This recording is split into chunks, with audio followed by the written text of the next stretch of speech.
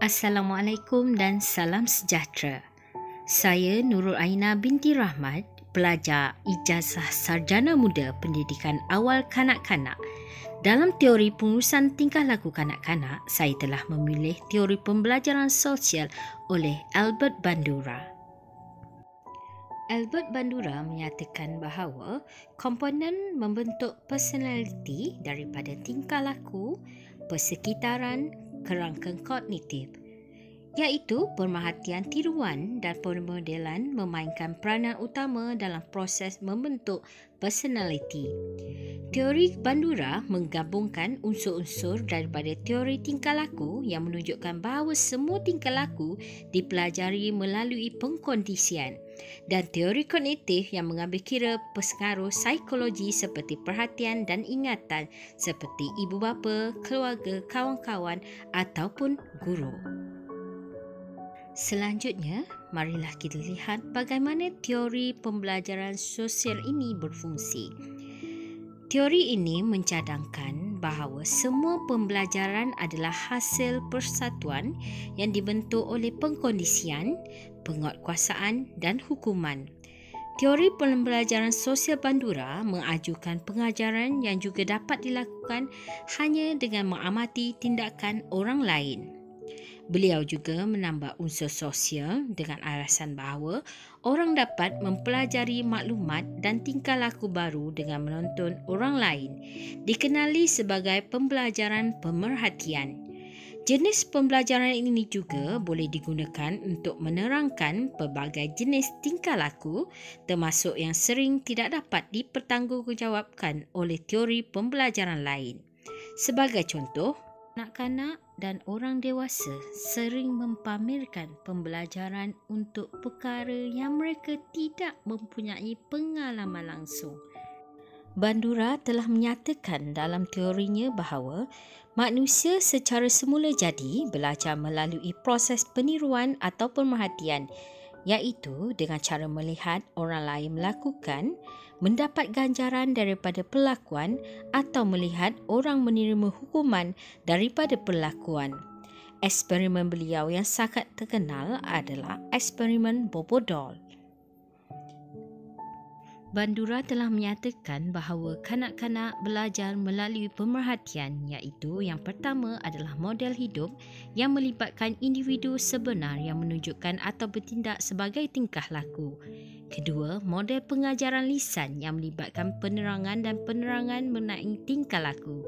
Dan yang ketiga adalah model simbolik yang melibatkan watak sebenar atau fiksyen di dalam buku, filem ataupun program televisyen. Bandura menyatakan bahawa tertulang alam sekitar bukanlah satu-satunya faktor yang mempengaruhi pembelajaran dan tingkah laku. Beliau menerangkan kekuatan intrinsik sebagai bentuk ganjaran dalaman seperti kebanggaan, kepuasan dan rasa pencapaian. Penekanan pada pemikiran dalaman dan kognisi membantu menghubungkan teori pembelajaran ke teori perkembangan kognitif.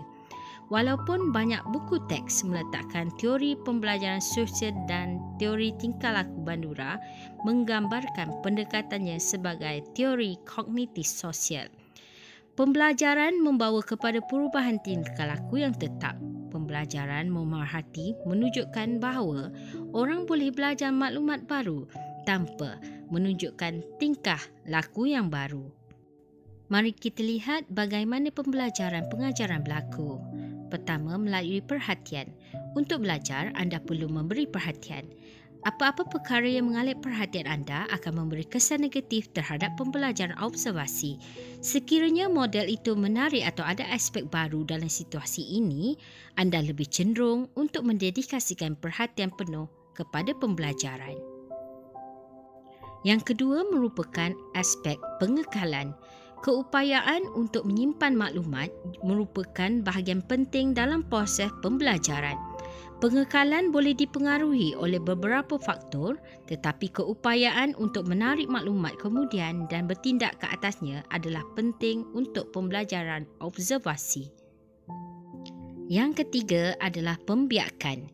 Sebaik saja anda memberi perhatian kepada model dan mengekalkan maklumat itu, sudah tiba masanya untuk melaksanakan tingkah laku yang diperhatikan. Amalan lanjut tingkah laku yang dipelajari membawa kepada kemajuan dan kemahiran. Untuk slide yang terakhir ini, mari kita lihat aplikasi untuk teori pembelajaran sosial di dalam dunia nyata. Teori pembelajaran sosial boleh mempunyai beberapa aplikasi di dunia yang nyata. Sebagai contoh, ia boleh digunakan untuk membantu para penyelidik memahami bagaimana pencerobohan dan kekerasan dapat disebarkan melalui pembelajaran pemerhatian, iaitu observasi. Dengan mengkaji keganasan media, para penyelidik dapat memperoleh pemahaman yang lebih baik mengenai faktor yang mungkin membawa kanak-kanak untuk melakukan tindakan yang lebih agresif apabila mereka melihat gambaran di televisyen maupun di dalam filem. Pembelajaran sosial juga boleh digunakan untuk mengajar tingkah laku positif.